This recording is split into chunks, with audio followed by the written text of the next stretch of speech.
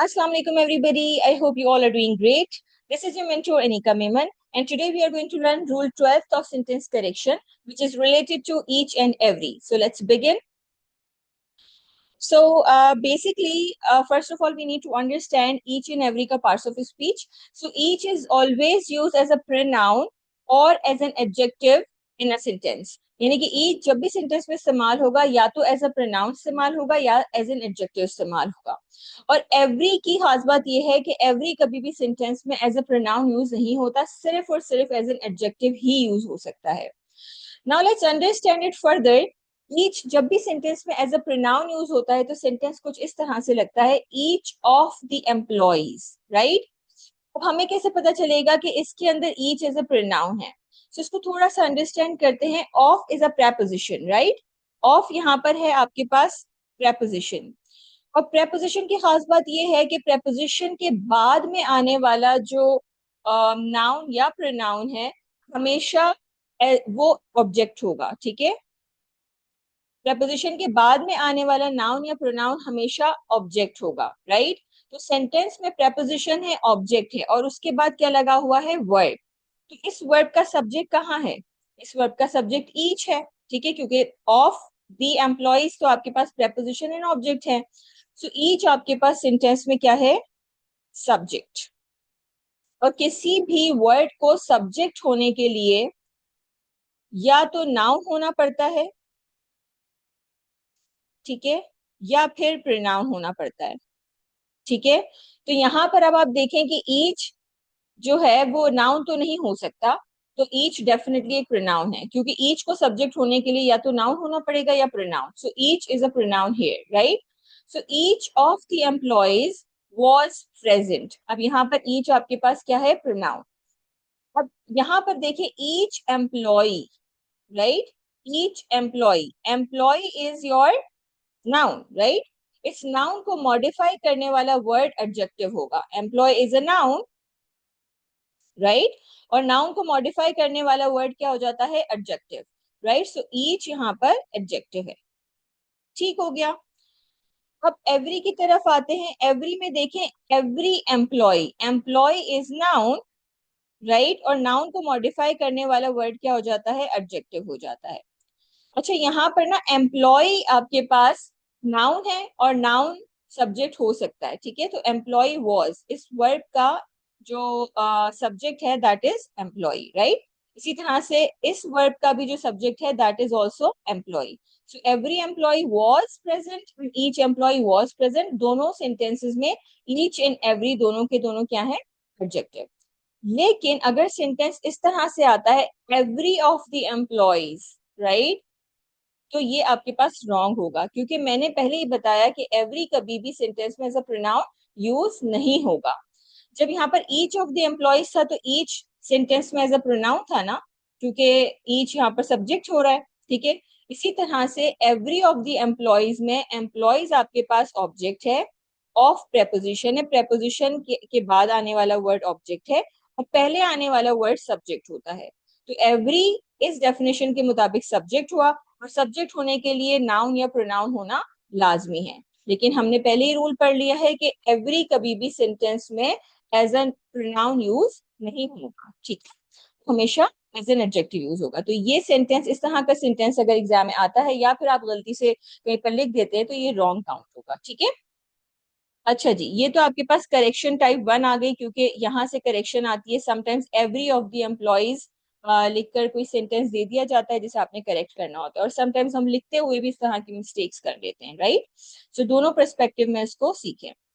आगे चलते हैं। सब्जेक्ट वर्ब अग्रीमेंट का ये रूल है, ठीक है। इसमें क्या होता है कि जब आपके पास each as a pronoun use होगा तो उसका एक रूल है कि यानी कि ईच ऑफ यूज होगा, ठीक है। ईच ईच का प्रोनाउन होगा जब आपके पास ईच ऑफ करके आ रहा है सेंटेंस, राइट। सो ईच जब सेंटेंस में एज अ प्रोनाउन या एज अ सब्जेक्ट यूज हो रहा है तो रूल ये कहता है कि ईच ऑफ के फौरन बाद आने वाला जो नाउन है वो हमेशा प्लूरल होगा। जैसे each of the employees, right, employees बहुत सारे हैं, उनमें से हर एम्प्लॉय, राइट। इसी तरह से जिस तरह से हम कहते हैं ना, वन ऑफ माई फ्रेंड्स, ठीक है, यानी कि फ्रेंड्स तो मेरे पास बहुत सारे हैं लेकिन उनमें से एक, I am going to meet one of my friends. मैं अपने बहुत सारे दोस्तों में से एक से मिलने जा रही हूँ, राइट। सो दोस्त तो बहुत सारे हैं ना, फ्रेंड्स तो बहुत सारे हैं। वन ऑफ लगा के हमने उसको स्पेसिफाई कर दिया कि एक दोस्त, बहुत सारे दोस्तों में से एक दोस्त। अब इसी तरह से ईच ऑफ द एम्प्लॉयज, यानी कि बहुत सारे एम्प्लॉयज हैं और उनमें से हर कोई, each of the employees, right. So employees यहाँ पर प्लूरल आएगा हमेशा। ईच ऑफ, वन ऑफ के बाद जो भी नाउन यूज होगा वो हमेशा प्लूरल यूज होगा, राइट। बट बट उसके बाद का जो वर्ब है वो सिंगुलर यूज होगा। वजह, सब्जेक्ट, वर्ब, अग्रीमेंट। सेंटेंस का सब्जेक्ट एम्प्लॉयज नहीं है। अभी मैंने आपको बताया कि जब ऑफ वाला सेंटेंस आ जाता है तो ऑफ के बाद आने वाला, यानी कि प्रेपोजिशन के बाद आने वाला जो वर्ड होता है वो सेंटेंस में ऑब्जेक्ट होता है, ठीक है। और हम कभी भी ऑब्जेक्ट के अकॉर्डिंग वर्ब नहीं लगाते, तो एम्प्लॉयज के अकॉर्डिंग वर्ब नहीं लग सकता, बल्कि प्रेपोजिशन यानी कि ऑफ से पहले आने वाला जो वर्ड है that is your subject, right. So हम सब्जेक्ट के अकॉर्डिंग वर्ब लगाएंगे। सब्जेक्ट ईच है, ईच क्योंकि सिंगुलर वर्ब होता है, सब्जेक्ट होता है, इसीलिए वर्ब भी सिंगुलर होगा use, that is wants, right. want is plural verb और एस लगा दिया, wants सिंगुलर वर्ब हो गया, ये प्रेजेंट सिंपल टेंस के रूल के मुताबिक, right. So each of the employees wants, ठीक है। तो यानी कि ईच ऑफ के बाद प्लूरल नाउन आया, प्लूरल नाउन के बाद जो सब्जेक्ट आएगा वो सिंगुलर आएगा क्योंकि ईच सिंगुलर है, राइट। अच्छा, उसके बाद अगर कोई प्रोनाउन आता है, फॉलो करता है उसको, ठीक है, तो वो प्रोनाउन भी आपके पास सिंगुलर होगा। मैंने सिंगुलर दे का एक कॉन्सेप्ट पढ़ाया है in one of my previous videos, तो काइंडली उसको देखिएगा। लेकिन यहाँ पर आपके पास हम यूज करेंगे हिज। जब हमें जेंडर नहीं पता तो हम हिज यूज करेंगे, लेकिन अगर ईच ऑफ द गर्ल्स आ गया है तो हम हर यूज करेंगे, राइट। सो यहाँ पर आएगा सिंगुलर प्रोनाउन और फिर उसके बाद जो भी उसके फॉलो अप में, दिस इज ऑल्सो, अभी यहाँ पर ये सिंगुलर, ये एडजेक्टिव है basically, right. It's pronoun adjective कह लें या फिर इसको एडजेक्टिव कह लें, ठीक है, लेकिन ये भी सिंगुलर यूज होगा, नॉट प्लूरल। अच्छा, coming towards the next rule. Next rule ये कहता है कि ईच जब एज एन एडजेक्टिव यूज होगा तो उसके फौरन बाद आने वाला नाउन जो है वो सिंगुलर होगा। यहाँ पर क्या हो रहा था, ईच ऑफ के बाद नाउन प्लूरल हो रहा था, ठीक है, ईच ऑफ द एम्प्लॉयज। लेकिन अगर ईच ऑफ नहीं है, सिर्फ ईच और फॉरन से आपके पास नाउन आ रहा है, क्योंकि ईच सिंगुलर है उसके बाद आने वाला नाउन भी सिंगुलर होगा। यहाँ तो ऑफ हो गया था ना, ठीक है, of, each of the employees था, राइट। यहाँ पर है ईच एम्प्लॉय। सो ईच के फौरन बाद अगर नाउन आता है, यानी कि ईच अगर एज एन एडजेक्टिव है तो वो नाउन सिंगुलर लेकर आएगा, ठीक है। और उसके बाद आने वाला वर्ब भी सिंगुलर होगा क्योंकि नाउन ये आपके पास सब्जेक्ट है, ठीक है, और वर्ब भी सिंगुलर होगा, सब्जेक्ट वर्ब अग्रीमेंट के मुताबिक। इसी तरह से एवरी ऑफ तो आ ही नहीं सकता, पहले तो हमने ये पढ़ लिया, ठीक है, एवरी ऑफ द एम्प्लॉयज तो होगा ही नहीं, ठीक है। सो एवरी के फौरन बाद ही एम्प्लॉय होगा, एवरी क्योंकि सिंगुलर है, ठीक है, और ये इसको, इस सिंगुलर नाउन को ही मॉडिफाई करेगा, ठीक है। तो every employee, right, every employee, और उसके बाद जो वर्ब आएगा वो भी सिंगुलर आएगा। सो यहाँ पर एम्प्लॉय हमारे पास सब्जेक्ट है and verb is was, singular verb लगेगा। So singular verb, singular subject, singular verb, each employ was. इसी तरह से singular subject, sorry, singular subject and singular verb, every employ was. But यहाँ पर ईच आपके पास सिंगुलर सब्जेक्ट है, but उसके बाद जो नाउन आ रहा है वो प्लूरल है, लेकिन इसके मुताबिक हम नहीं लगाएंगे क्योंकि ये ऑब्जेक्ट है, इसीलिए ईच के अकॉर्डिंग लगाएंगे सिंगुलर सब्जेक्ट ईच और उसके साथ सिंगुलर वर्ब। सो हो जाएगा each of the employees wants to complete his assignment, right. अच्छा, इनके बाद भी फॉलो अप में अगर कोई प्रोनाउन आता है या कोई एडजेक्टिव आता है तो वो भी सिंगुलर लगेगा, राइट, यानी कि पोजेसिव एडजेक्टिव।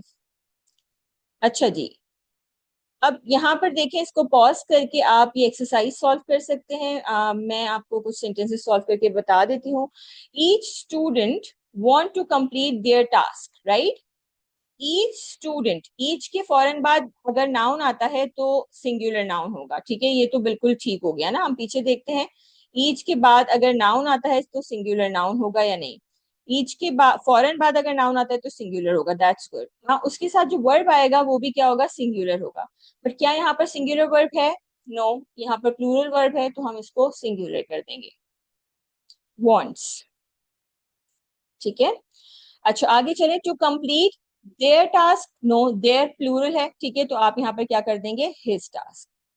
अच्छा, कुछ बुक्स में आपके पास देयर भी ठीक होगा, लेकिन आप सिंगुलर दे वाला कॉन्सेप्ट सीख लें। लेकिन अगर आप सीएसएस पीएमएस की या किसी भी कंपैरेटिव एग्जाम की तैयारी कर रहे हैं तो इसको यहाँ पर हिज लगाइएगा, जेंडर न्यूट्रल प्रोनाउन, राइट। और हिज आपके पास तभी यूज होता है जब आपको क्वांटिटी ना पता हो, यानी कि इंडेफिनिट प्रोनाउंस के साथ भी, ठीक है। So learn that rule as well, but यहाँ पर आपने हिज लगाना है जब आपके पास जेंडर नहीं पता, as a singular gender neutral pronoun. अच्छा, इसी तरह से each of the students want to complete their task, right? अब each of the students, students के अकॉर्डिंग नहीं लगेगा वर्ड, बल्कि each के अकॉर्डिंग लगेगा। each सिंगुलर है, want यहाँ पर प्लूरल आ गया है, इसको wants कर दें। to complete their task नहीं, his task, right? दो मैंने सॉल्व कर दी है, आप वीडियो को यहाँ पॉज करें, इस एक्सरसाइज को सॉल्व करें, और नेक्स्ट स्लाइड पे इसकी की है। So here you go, this is the key, right? आप चेक कर लें अपने answers. I hope you have understood, thank you so much for listening me. मजीद इस तरह की वीडियोस के लिए काइंडली इस चैनल को सब्सक्राइब करें, and if you want to get admission in my course, do WhatsApp me on this number 0330234446. Thank you.